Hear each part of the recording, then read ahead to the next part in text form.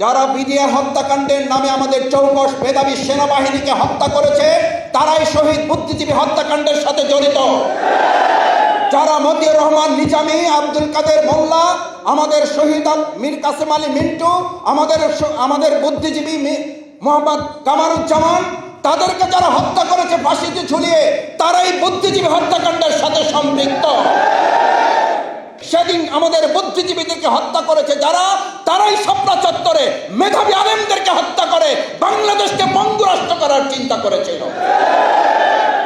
প্রকৌশল বিশ্ববিদ্যালয়ের শহীদ আবরারের মতো একটা মেধাবী ছাত্রকে যারা হত্যা করেছে তারাই আসলে সেদিনের বুদ্ধিজীবী হত্যার ঘটনার সাথে সম্পৃক্ত। যখন তারা বুঝতে পেরেছিল এই বাংলাদেশকে আর কোনোভাবেই দমিয়ে রাখা যাবে না, আন্দোলন সংগ্রামকে আর কোনোভাবেই স্থগিত করা যাবে না, তখন তারা টার্গেট করে বাংলাদেশ যেন দীর্ঘমেয়াদে মাথা উঁচু করে দাঁড়াতে না পারে, দীর্ঘমেয়াদের ষড়যন্ত্রের অংশ হিসাবে বাছাই করে টার্গেট কিলিংয়ের অংশ হিসাবে তারা তৎকালীন সময়ের বুদ্ধিজীবীরা যারা ছিলেন এই দেশ পরিচালনায় ভবিষ্যতে ভূমিকা পালন করবেন এবং কোনো দেশের সেবাদাস হিসাবে ভূমিকা পালন না করে বাংলাদেশকে মাথা উঁচু করে দাঁড় করবেন, টার্গেট করে করে সেই সমস্ত বুদ্ধিজীবীদেরকে, লেখকদেরকে, সাংবাদিকদেরকে, কবিদেরকে পরিকল্পিতভাবে যারা হত্যা করেছে, আমি প্রথমেই সেই সমস্ত শহীদদের জন্য আল্লাহর কাছে দোয়া করি,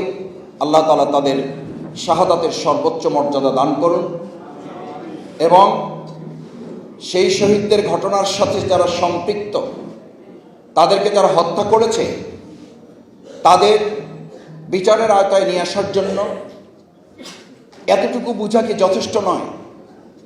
2024 সালের জুলাই আগস্টের গণঅভ্যুত্থানের তার কিছু আগে আমাদের বাংলাদেশে প্রকৌশল বিশ্ববিদ্যালয়ের শহীদ আবরারের মতো একটা মেধাবী ছাত্রকে যারা হত্যা করেছে তারাই আসলে সেদিনের বুদ্ধিজীবী হত্যার ঘটনার সাথে সম্পৃক্ত। 2011 সালে আমাদের রাজশাহী বিশ্ববিদ্যালয় এই সরকার ক্ষমতায় আসার পর বিশ্ববিদ্যালয়ের সবচেয়ে মেধাবী ছাত্র, বিশ্ববিদ্যালয়ের সেক্রেটারি শরীফুজ্জামান নোবানিকে তাদের সংগঠনের লেলিয়ে দেওয়া ছাত্রলীগের সন্ত্রাসীরা প্রকাশ্যে দিনে দুপুরে রাস্তার উপরে রামদা দিয়ে কুপিয়ে জবাই করে তাকে হত্যা করেছে। যারা নোমানিকে হত্যা করেছে তারাই সেদিন শহীদ বুদ্ধিজীবী হত্যাকাণ্ডের সাথে সম্পৃক্ত। যারা বিডিআর হত্যাকাণ্ডের নামে আমাদের চৌকস মেধাবী সেনাবাহিনীকে হত্যা করেছে তারাই শহীদ বুদ্ধিজীবী হত্যাকাণ্ডের সাথে জড়িত। যারা মতিউর রহমান নিজামী, আব্দুল কাদের মোল্লা, আমাদের শহীদ মীর কাসেম আলী মিন্টু, আমাদের বুদ্ধিজীবী মোহাম্মদ কামারুজ্জামান, তাদেরকে যারা হত্যা করেছে ফাঁসিতে ঝুলিয়ে, তারাই বুদ্ধিজীবী হত্যাকাণ্ডের সাথে সম্পৃক্ত।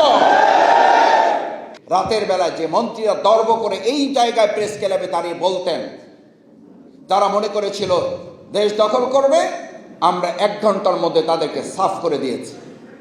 এই 1 ঘন্টার মধ্যে যারা আমাদের মেধাবী তরুণ হাফেজ কর্মীদেরকে শেষ করে সাফ করে দিয়েছে, ঘোষণা দিয়েছে, তারাই সেদিন এই বাংলাদেশকে অন্য একটা রাষ্ট্রের সেবাদাসে পরিণত করার জন্য, স্বাধীন হলেও যেন একটা পঙ্গু রাষ্ট্র হয়, একটা অটিস্টিক স্টেট হয়, একটা প্রতিবন্ধী রাষ্ট্র যেন এটা হয়, তার অংশ হিসাবে সেদিন আমাদের বুদ্ধিজীবীদেরকে হত্যা করেছে যারা, তারাই শাপলা চত্বরে মেধাবী আলেমদেরকে হত্যা করে বাংলাদেশকে পঙ্গু রাষ্ট্র করার চিন্তা করেছিল। ভাইয়েরা, প্রধান অতিথি কথা বলবেন, আজকের অনুষ্ঠানের সম্মানিত সভাপতি কথা বলবেন। আমাদের সেদিন মেধাবীদেরকে টার্গেট করে করে আজকের এই মঞ্চে আপনারা অনেকেই জানেন না, আমাদের নুরুল ইসলাম বুলবুল রাজশাহী বিশ্ববিদ্যালয়ের মেধাবী ছাত্র নেতা 2013 সালের আন্দোলনে তাকে টার্গেট করে গুলি করে তার পাকে পঙ্গু করে দেওয়া হয়েছে। টার্গেট করে মেধাবী ছাত্র নেতা দেলোয়ার হোসেনকে রিমান্ডের পর রিমান্ড দিয়ে তাকে হত্যা করার পরিকল্পনা তারা করেছিল, আল্লাহ তাকে বাঁচিয়ে দিয়েছেন।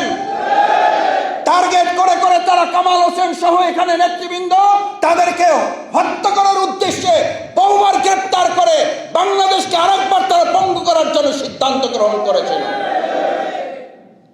আজকে শুধু এতটুকু বলতে চাই, 2009 থেকে শুরু করে 2024 সাল পর্যন্ত যারা বাংলাদেশকে একটা পঙ্গু রাষ্ট্র করার জন্য মেধাকে বিক্রি করে দিয়ে আজকে প্রায় আপনি বলতে শুনবেন আমার ছেলেটাকে আমি নিরাপদ এবং মেধার রাজ্যে রাজত্ব করার জন্য বাংলাদেশে রাখতে চাই না, আমি তাকে বিদেশে পাঠিয়ে দিতে চাই।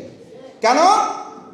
বাংলাদেশের সেই 15 বছরের আওয়ামী ফ্যাসিস্ট খুনি মেধাহীন একটা সরকার, কোটার সরকার, তার মূল পরিকল্পনায় ছিল বাংলাদেশকে মেধাহীন করে এটার মাথাকে নুয়ে দিয়ে সেবাদাস এবং অঙ্গরাজ্যে পরিণত করার জন্য মেধাহীন একটা রাষ্ট্র করতে চেয়েছে। বাংলাদেশ জামাত ইসলামী শহীদ বুদ্ধিজীবী দিবসে অঙ্গীকার করতে চায় মেধার ভিত্তিতে, সততার ভিত্তিতে, যোগ্যতার ভিত্তিতে, দক্ষতার ভিত্তিতে বাংলাদেশ বিনির্মাণ করব। জুলাই আগস্টের অভ্যুত্থানকে সামনে রেখে মেধাবী তরুণ শিক্ষার্থীরা বিজয় এনে দিয়েছে, এবার চূড়ান্ত বিজয় আমরা নিয়ে আসার জন্য 5 করার পর সিদ্ধান্ত নেব।